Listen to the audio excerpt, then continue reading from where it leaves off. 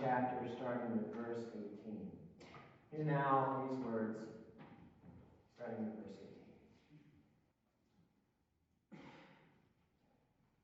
While he was saying these things to him, suddenly a leader came in and knelt before him, saying, "My daughter has just died, but come and lay your hand on her, and she will live." And Jesus got up and followed him with his disciples. Then suddenly a woman who had been suffering from hemorrhages for 12 years came up behind him and touched the fringe of his cloak. For she said to herself, "If I only touch his cloak, I will be made well." Jesus turned, and seeing her, he said, "Take heart, daughter, your faith has made you well." And instantly the woman was made well. When Jesus came to the leader's house and saw the flute players and the crowd making a commotion, he said, "Go away! Go away! For the girl is not dead, but sleeping." And they laughed at him. But when the crowd had been put outside, he went in and took her by the hand. And the girl got up, and the report of this spread throughout that district. This is the word of God for the people of God. Thanks be to God. Resurrection feels like garment hymns and children's hymns. We are entering a new sermon series called "What is Resurrection Like?" And it may sound a little strange, given that we are in the middle of Lent. But one of the things that I, in looking at scriptures for the next few weeks, do, as I always plan out my scriptures, is I look at something called the lectionary. If I say the lectionary, that's kind of pastor speak. How many of you know, just a show of hands, if I say lectionary, what I mean? Okay, so a lot of you don't. Let me just go into it. Every week there is a set of 4 scriptures that pastors traditionally down through the years have picked. Now, over the last 20 or 30 years, that has kind of changed, and a lot of pastors don't necessarily do that anymore. But there are a set of lectionary passages or scriptures.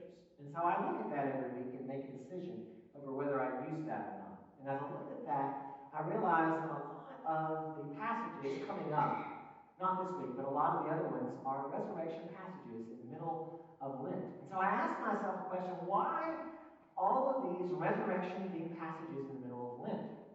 And then I thought about Lent itself. Lent is how many days? 40, right? 40 days. Well, if you do the math and you start on Ash Wednesday, and that last day is Holy Saturday before Easter Sunday, and you count every day, it doesn't add up to 40 days, right? That's because that does not include Sundays. And the reason it does not include Sundays is that Sundays are days of resurrection. They are sometimes considered mini Easters. In fact, in tradition of Lent, a lot of times the priest would encourage people to take a fast from their fast and to feast, because there is nothing wrong with if you have given up something for Lent, indulging in it on that Sunday. And so there is a sense to which Sundays are set apart, Sundays are sacred, Sundays are different. And then the more I thought about it, I thought, you know what? We should be preparing ourselves for resurrection by talking about resurrection and by talking about what it looks like, what it smells like, what it tastes like, what it sounds like, and this Sunday, what it feels like. Now, if you are like me, you have probably been looking news, you have probably been reading the news or you have been listening to the news either on television or the internet or the radio, and you have heard a little something about a little virus called the coronavirus, right? And you have heard everyday updates on who has it and where it's been had and where it is yet and where it will go. You've probably heard about all of the different countries that have it and the tallies and the numbers, all of that. You've probably heard some of the data. And you've probably heard, hopefully you've heard, the instructions to wash your hands. There is something about this that is bound up in touch, even in this news, that is bound up in the importance of touch. We as human beings are created to be in contact with one another. There is something that we draw from that relationship. And so it's understandable that health officials would talk about the ways in which we interact with people. How can we do that safely? And to ask that question. Did you know that the human hand, and I read a few different reports on this. Some say it's the palm, some say it's the palm with the fingers. Touch points in nerve endings in the human hand, 17,000. It's even able to sense when your eyelashes flicker. It has an incredible capacity that God has given us. So this idea of touch and the importance of touch is so vital to who we are. It's so bound up in who we are that when we talk about resurrection, it is important that we be aware and ready for it when it does come, and that we look at this particular scripture passage, because I think that so many of the scripture passages we have, this is one that engages that sense of touch. It engages that sense of touch. And when I was a kid and I would read the scripture passage, one of the things that always struck me is I always thought that the person that was telling the story kind of got distracted. Right? They were telling the story, and this is how it goes.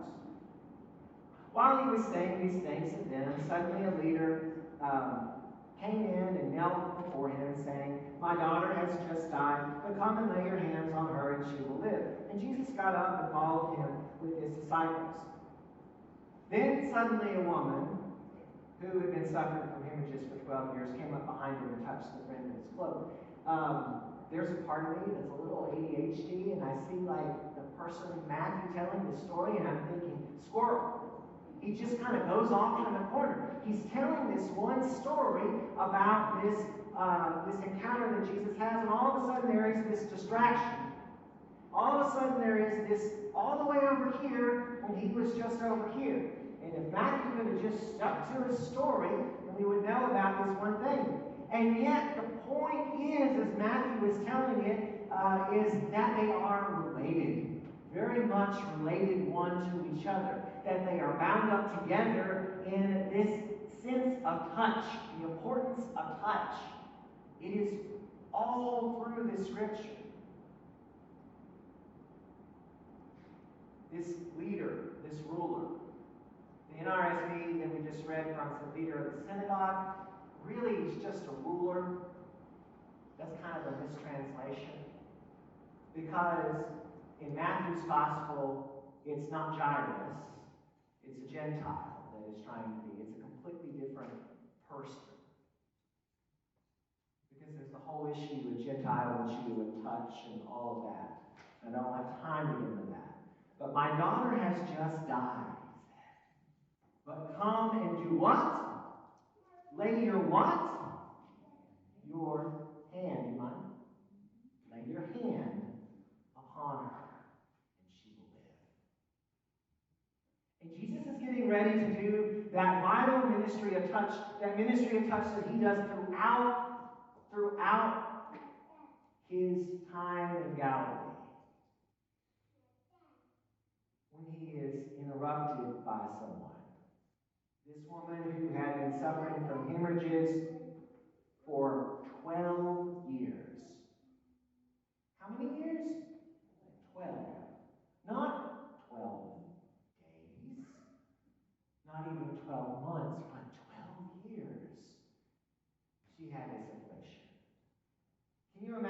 her, she's desperate. She's done what she could do. And because of those laws in Jewish culture and society that often limited who could interact with who, look in Leviticus 15 for that, you'll see that in many ways she was not just outcast because of that issue on a physical level, but on a social level. She was considered unclean. And she has this thought. She knows who Jesus is. She knows what it is that he can do. She knows that he has the ability to heal. And so she has faith. She comes up behind him and she touches the fringe of his cloak. Or, as we probably all grew up hearing, the hem of his garment. And as she touches the hem of his garment, she says to herself, if I only touch it, I will be made well. And Jesus turns and sees her and says, take heart, daughter. Your faith has made you well. Not magic in the touch, not in itself, but the faith itself. And when Jesus came to the leader's house, here we are going back, right? Jesus had the squirrel this way, now he's coming back this way. And then it says when he comes back, he sees some interesting things going on. He hears some sounds, of course. He hears a flute player and he hears a commotion of the crowd. They're doing the stuff that is done when the person has died. They're doing the stuff for the funeral dirge. They're doing all of that. And Jesus comes in and says, she's not dead. She's only sleeping. The crowd doesn't believe him, though, right? It says they start laughing. And he dismisses them. And he goes in, and again, he takes her by the hand. And he touches her, and he touches her resurrection. There's every single nerve, every single ending, all 17,000 of them. And her eyes open, and she sees with new life who has touched her, who has healed her, who has made her whole, who has raised her from the dead. Friends, you have the opportunity as you are in ministry this week to see how resurrection may take place through touch. And it may not be a physical touch. It may actually be a phone call with a touch.